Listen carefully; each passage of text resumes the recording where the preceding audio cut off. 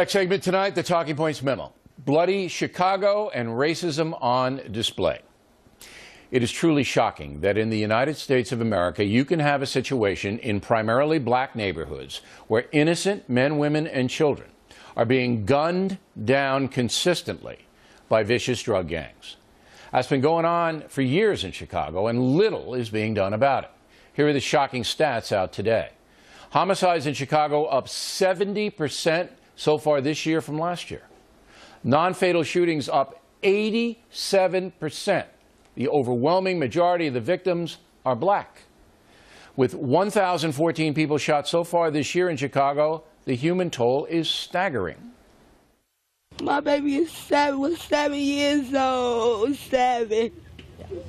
He had plans. He wanted to be somebody. I buried my last born last year, and I got buried my firstborn this year. He was a curious, creative child. He was our everything. Today it's us. Tomorrow it may be you. Put down the guns. Now let me ask you a very simple question. If that were happening in Beverly Hills or Georgetown or Park Avenue here in New York City, would the authorities not solve the problem? We all know the answer to that question. Thus, the only conclusion that we can arrive at is that racism is in play. The mayor of Chicago, Rahm Emanuel, a Democrat, governor of Illinois, Bruce Rauner, a Republican, have simply failed to protect their most vulnerable citizens. These two can bloviate all they want, but they haven't done anything effective to stop the carnage. And indeed, the situation is getting worse by the day. There is no National Guard in these neighborhoods. The Chicago police force is in disarray with charges of racism against it. And the new police chief in Chicago seems to be overwhelmed. The poor people living in the free fire zones are as threatened as anyone living in Afghanistan. Where is the National Guard? Where is a flood of police officers patrolling on foot 24/7 in these violent neighborhoods? Again, this atrocity, these murders, shouldn't be happening in the USA. It is long past time for a state of emergency to be declared in certain Chicago neighborhoods. It is also long past time for gun-wielding thugs to be punished severely, with very long prison terms.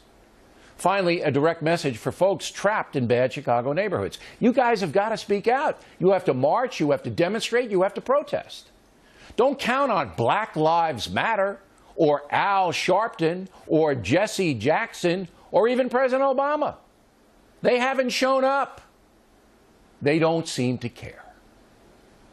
And that's the memo. Joining us now from Washington to react, Kirsten Powers. And you say? Well, I think you're right that definitely we have a problem in the media, I would say in particular, where people don't take it as seriously when a young African-American child, for example, is shot versus a young white American, in particular if they're a blonde-haired, blue-eyed child. We seem to, it often is treated as a national crisis where we don't hear often about what's happening in these neighborhoods. I think you're right about that. I don't think it's true, though, that people don't care about this or that they aren't trying to solve the problem. It's not right to say Rahm Emanuel isn't aware of this. Give me one thing that the mayor of Chicago. Give me one thing the mayor of Chicago has done to solve the problem. One. He hasn't solved the problem. Give me one thing that he's done to try to solve the problem. But that's not the point. I mean, I don't know his specific policing. Okay, he hasn't done anything, Kirsten. I know. Okay. So is your position actually that Rahm Emanuel is racist against black people and doesn't care that this is happening in the city? Here's my position. So I want to be quite clear. The mayor of Chicago, an ardent liberal Democrat, has not done one thing. Not one thing to stem the terror that these drug gangs are causing. Nothing. Now, you can draw the implication, whatever implication you want. But you said it. If this were in the Miracle Mile of Chicago, you know damn well the cops would be flooding the zone. It wouldn't happen.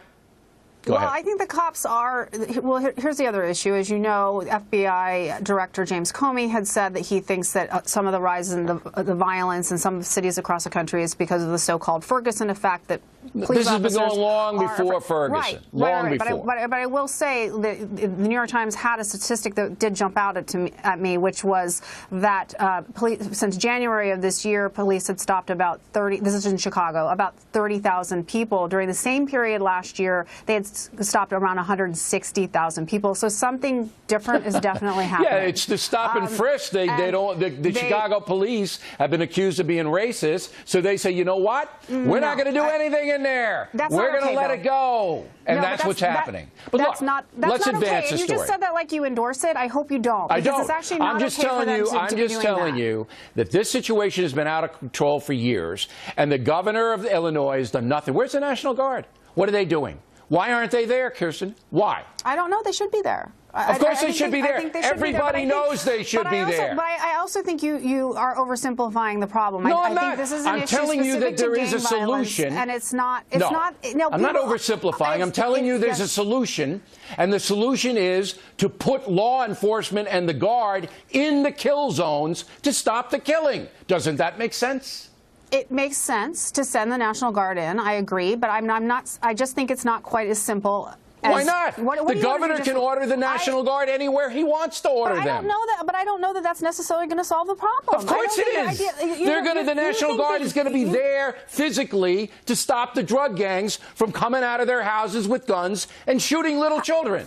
They'll be there to stop it. And if they want to take on the National Guard, let them. So you want to basically occupy? Absolutely. Okay. Until these drug gangs can be dealt with by law enforcement. The federal government should be in there. This is so far out of control. They took over New Orleans. I don't know why you're yelling at me. I'm not yelling at you. I'm yelling in general. I don't disagree that the National Guard should be there. And I don't disagree that this is a serious issue and that it should be dealt with. Kirsten, what I disagreed with you about is the motivation. The motivation is motivated passive by racism. Race. They don't care. Look, the federal government took over the city of New Orleans Police Department because it was corrupt. They moved people in, the feds moved in. Are you telling me that President Obama, a former community activist in these very neighborhoods, doesn't know about this problem? And what has he done?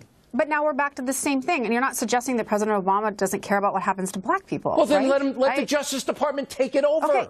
But this is our fundamental disagreement is just the motivation, the idea that somehow people don't care and that they would care if they were white people. I just am sorry, I don't believe that that's true. It wouldn't happen if there were white people. It couldn't happen in Beverly Hills. Right, but that's a class issue. I mean, it wouldn't happen in Beverly Hills because you don't have people joining gangs in Beverly Hills because they have money and they have homes and they have education. It's not the same thing. If you don't see this as passive racism, and then I'm not even going to get into Black Lives Matter and Sharpton and Jackson, and where are these people? Nowhere.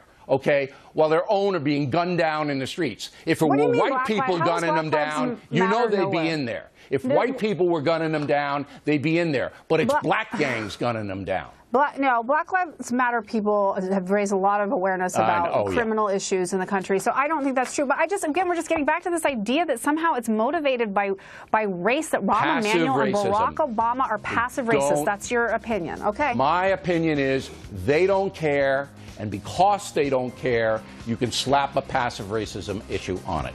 That's my opinion. Kirsten, thanks very much for taking the fight. And I wasn't yelling at you. I'm just yelling in general. It's like Kate's Law. It's like Kate's Law. If I were the mayor of Chicago, you know this wouldn't be happening. And if I could stop it, they can stop it. Directly ahead, Donald Trump, furious with the Washington Post for trying to dig up dirt on him. Dana Torino has some thoughts. Then later, will Mr. Trump select Newt Gingrich as his running mate? Speaker will be here up ahead.